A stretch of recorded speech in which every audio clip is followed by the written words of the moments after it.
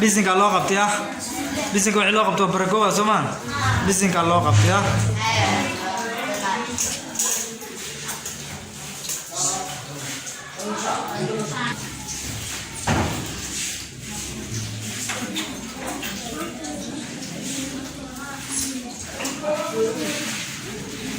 بسم الله الرحمن الرحيم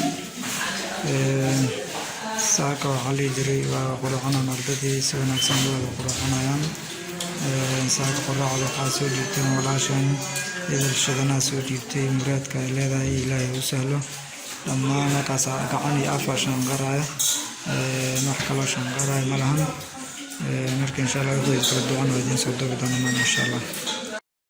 بالله خد حسنة وغنى ونار اللهم إنا نسألك الهدى والتقى والعفاف والغنى اللهم إنا نسألك رضاك في الدنيا والآخرة تقبل صلاتنا تامة وكل ذنوبنا عام اللهم اغفر للمؤمنين والمؤمنات برحمتك يا أرحم الراحمين الله دافع دم والدكنا الله دافع دم والدكنا الله دافع كاس وحصوص الغسيل فلا زيادة كاس وحسن تاج فلا زيادة خاصة مماس ماما النذير ماما إذن نظيفه لا زيادة وعلى ذلك خير الله كسير شارك الله في سلاك الحجاب أمان ذلك أساس الغسيل أجر كذا لا زيادة لا زيادة أجر كذا لا زيادة ماما خاصة أجر كذا لا زيادة على ذلك شارك الله في سلاك خلاص أمان تعالى الله نعرفه يعني الله دار الله دار أجر حسنة الله كسير صلى سيدنا محمد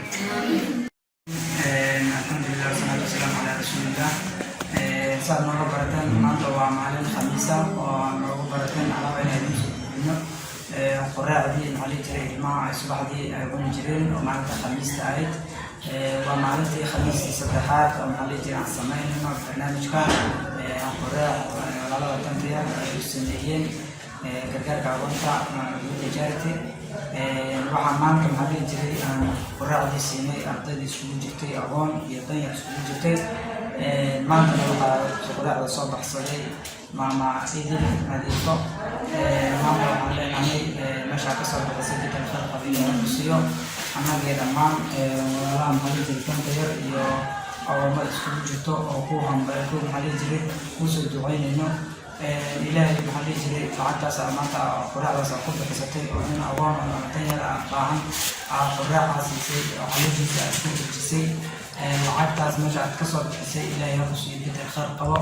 adigana muraadka aad leedahay ilaahay ha ku sahlo dhammaan walaalaha maxaa lihi jiray gargaarka agoonta dhankuya gaaratina waxaan leenahay